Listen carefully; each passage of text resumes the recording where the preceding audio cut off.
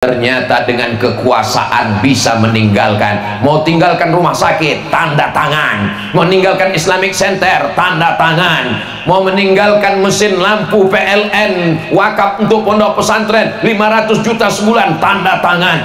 Selama tanda tangan berlaku, pakai. Lalu kenapa nggak bisa dipakai lagi? Sudah 2 periode. Mudah-mudahan ke depan Pak Bupati diberikan kedudukan-kedudukan yang tanda tangannya bisa dipakai untuk menolong agama Allah, insya Allah. Amin. Bapak Ibu yang dimuliakan Allah Subhanahu wa Ta'ala, pejabat tolong agama Allah dengan tanda tangannya, alim ulama dengan fatwa dan suaranya, orang-orang kaya. Ini yang di hadapan saya ini 99,9% orang kaya-kaya semua, insya Allah. Amin. Dari bunyi aminnya seperti nggak yakin. Kaya semua, insya Allah. Amin. Seperti marah.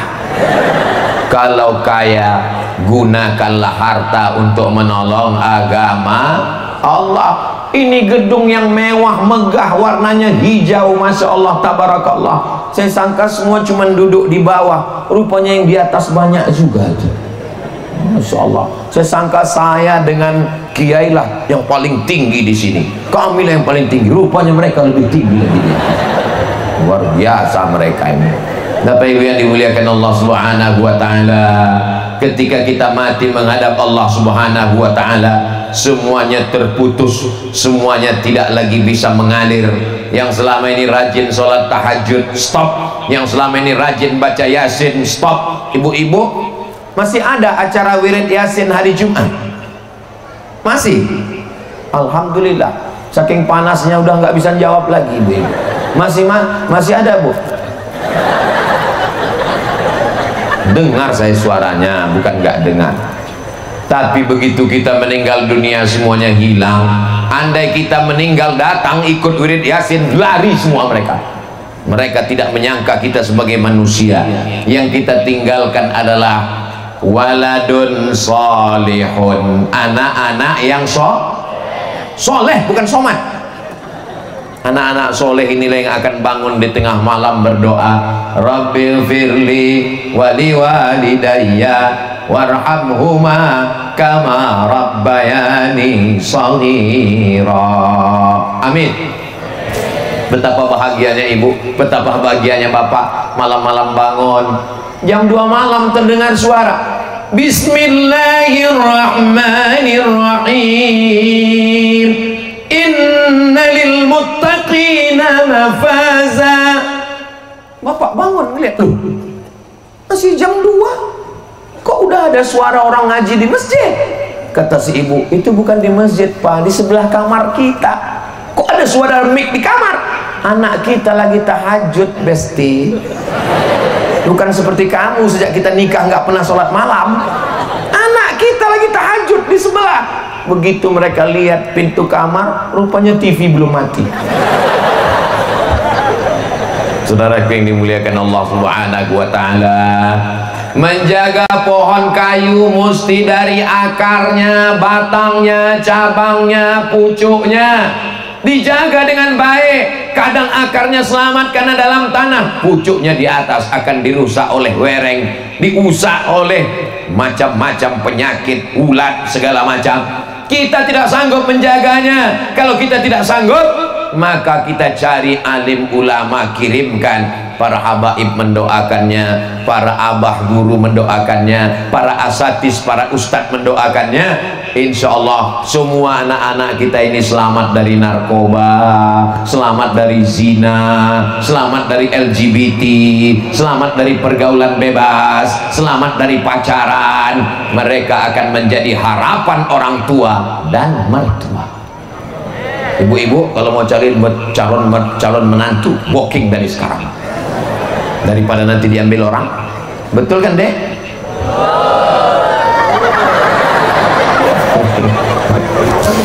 Assalamualaikum Ustaz Somad.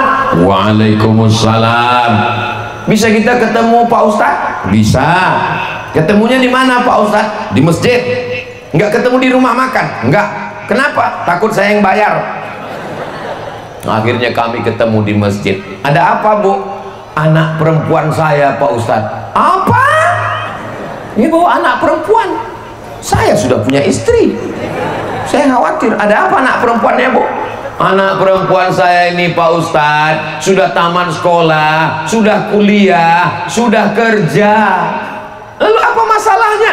Suaminya Pak Ustadz. Kenapa suaminya? Pecandu narkoba. Nasi sudah jadi tai ayam. Suami sudah kena narkoba, masih cerita bubur juga lagi. Saya lama terdiam, bingung saya mau nasihati apa. Akhirnya saya bilang, kalau begitu Bu, menantu ibu ini kita kirim aja ke pesantren. Pesantren apa Pak Ustadz? Pesantren apa yang bisa nerima menantu saya calon sudah kena narkoba? Dia bukan calon santri lagi. Pesantren apa? Ada teman saya Bu, insya Allah. Sebentar ya Bu lah, nanti ibu hubungi nomor ini nih ya Bu ya. Sebentar ya, sebentar saya cari dulu. Mana pula nomornya tadi? Nomor Pak Kiai. Ini WA bisa WA bisa. Nah, ini nomor WA-nya Bu. Masya Allah, tabarakallah. Silakan hubungi Bu. Berapa nomornya Pak Ustaz? 0813 11 44 21 93. Coba hubungi Bu. Assalamualaikum, aku Pak Kiai. Loh, nomor BNN Pak Ustaz. Badan Narkotika Nasional. Tolong ulangi lagi Ustaz Somad. Gak bisa diulang, tapi videonya nanti bisa diulang di channel Ustaz Abdul Somad Official. Subscribe, like, share, and comment. Tidak ada jalan menyelamatkan anak yang sudah kena narkoba kecuali diserahkan kepada Narkotika Nasional. Tapi anak-anak yang soleh, anak-anak yang baik, anak-anak yang sopan, anak-anak yang didik agama, membaca Al-Quran, menghafal Quran, bisa baca kitab, inilah yang akan menjadi qurrata a'yun, sejuk dipandang mata dan menenangkan jiwa kita insyaallah. Amin.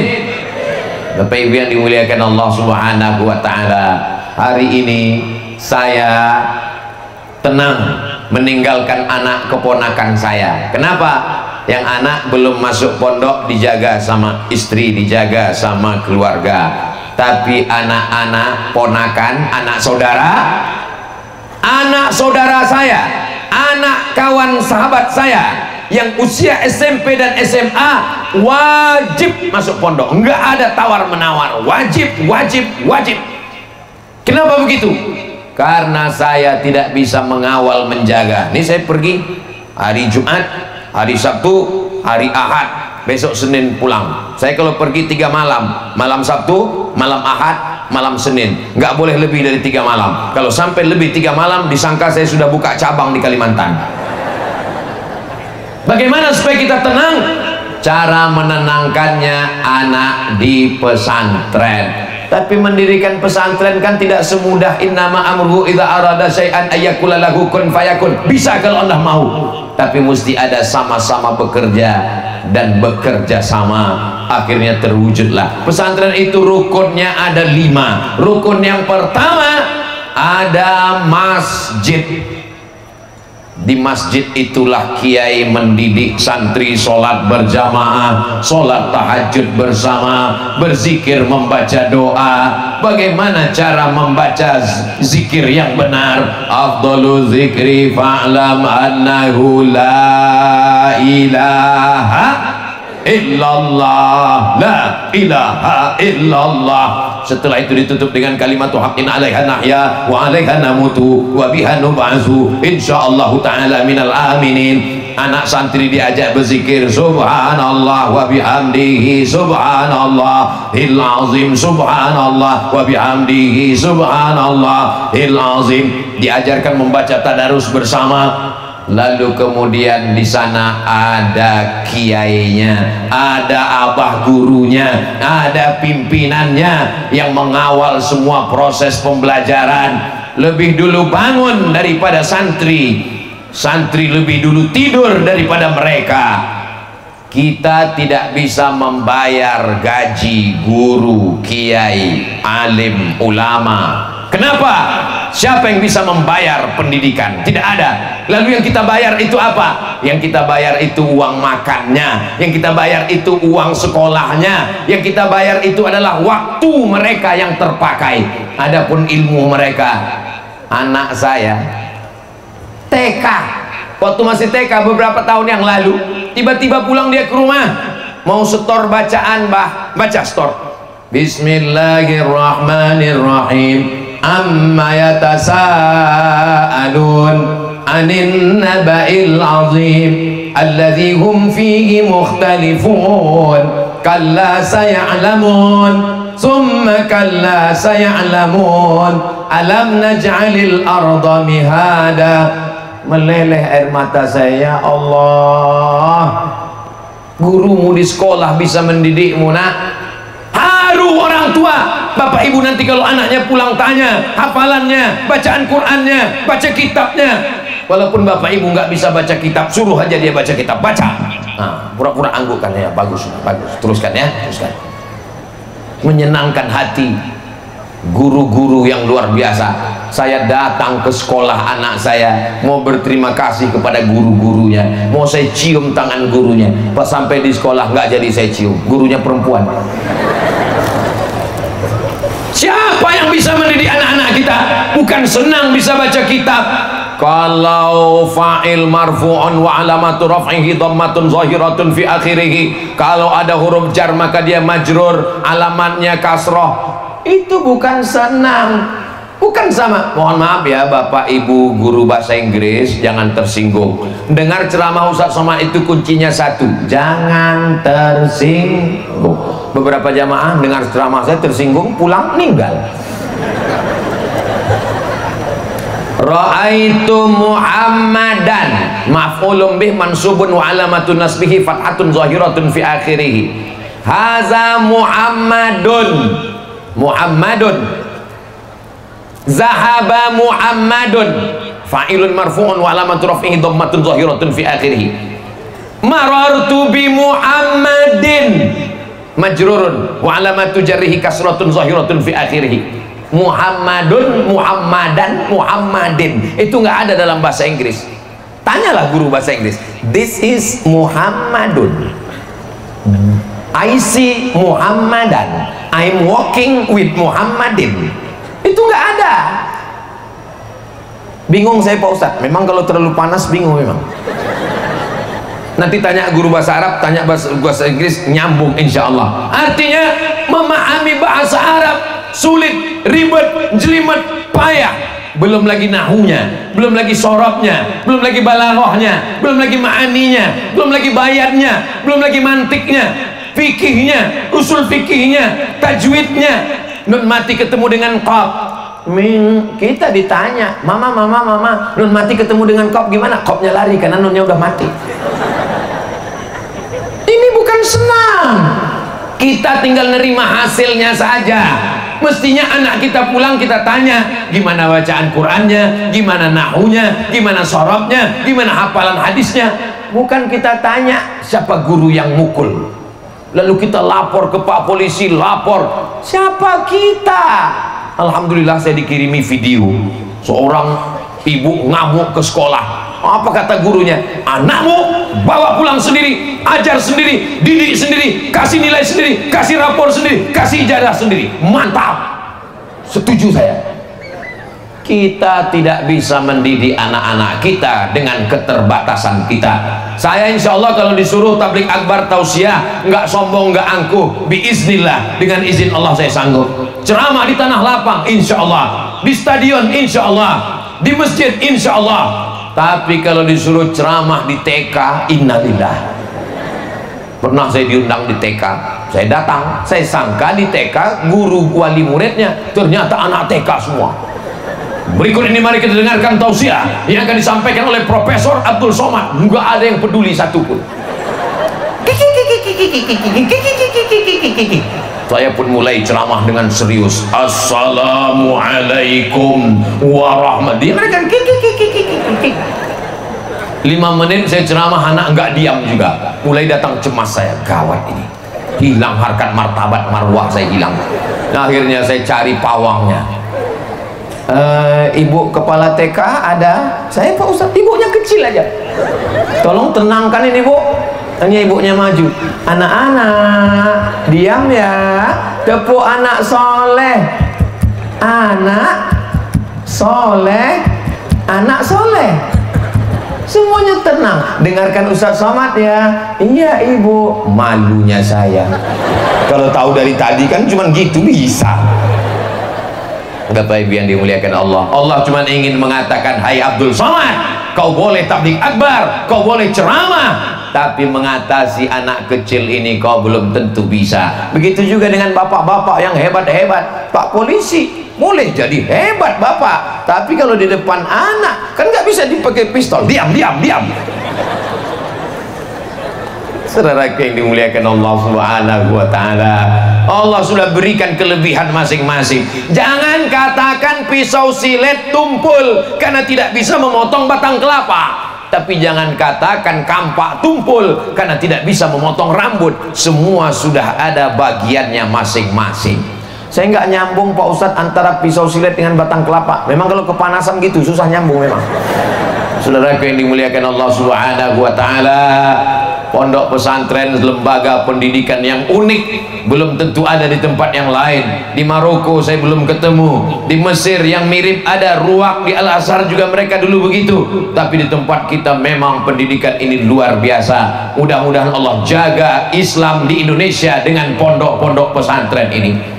Kita merdeka melawan Belanda itu karena para kiai, para guru dari pondok pesantren, keikhlasan mereka.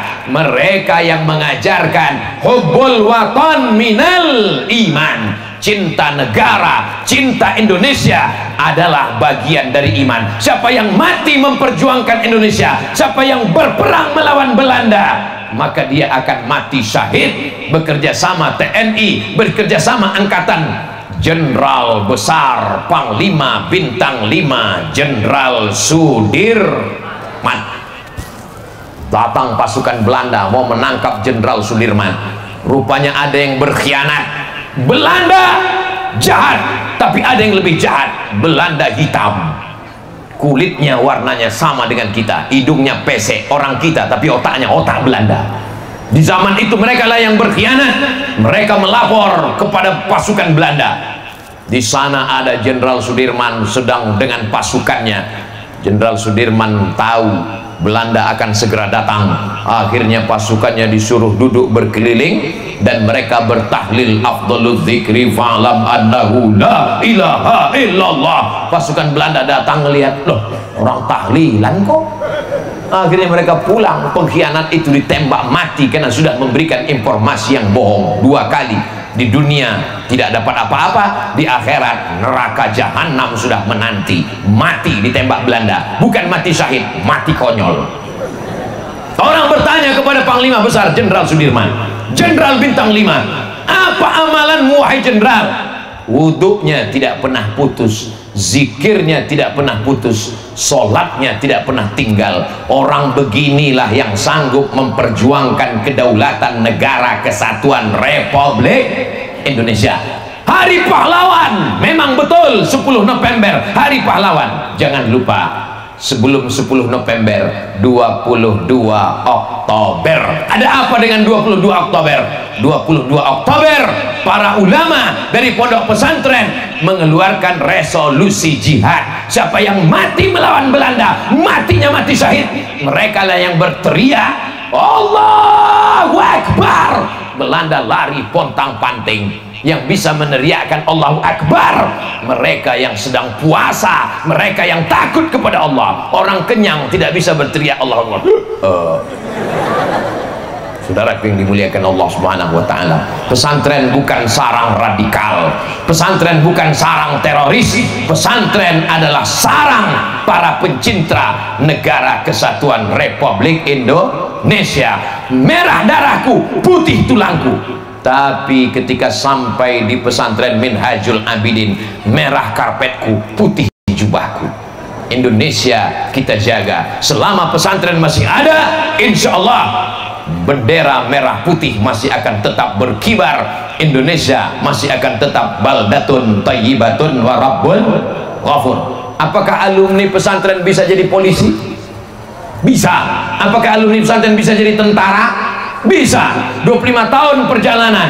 ada yang jadi polisi, ada yang jadi tentara, ada yang jadi pengacara, ada yang jadi dokter spesialis, ijazahnya diakui Kementerian Agama, diakui dinas, bisa melanjutkan perjalanan dakwah ke Mesir, bisa ke Turki, bisa ke Saudi Arabia. Apalagi memang dari dulu ulama-ulama kita datang. Tadi yang dibacakan kiai namanya Fadilatul Syekh Muhammad Arsyad Al-Banjari dari Makkah Al-Mukarramah, Fadilatul Syekh Muhammad Siddiq Al-Banjari dari Makkah Al-Mukarramah, Fadilatul Syekh, aduh lupa, pokoknya para ulama kita semua perjuangan dakwah ini insya Allah. Jadi kalau ada orang bertanya, Ustaz Somad ceramahnya jangan terlalu padat keliling, nanti Ustaz sakit meninggal dunia. Kalau Ustaz meninggal, siapa yang akan melanjutkan perjuangan ini? Yang akan melanjutkan perjuangan ini adalah para santri-santri, diantaranya santri dari pesantren Minhajul Abidin. Takbir! Dengarkan tuh suara takbir mereka, padahal mereka panas luar biasa, tapi takbirnya juga panas luar biasa sesuai dengan cuacanya sekarang.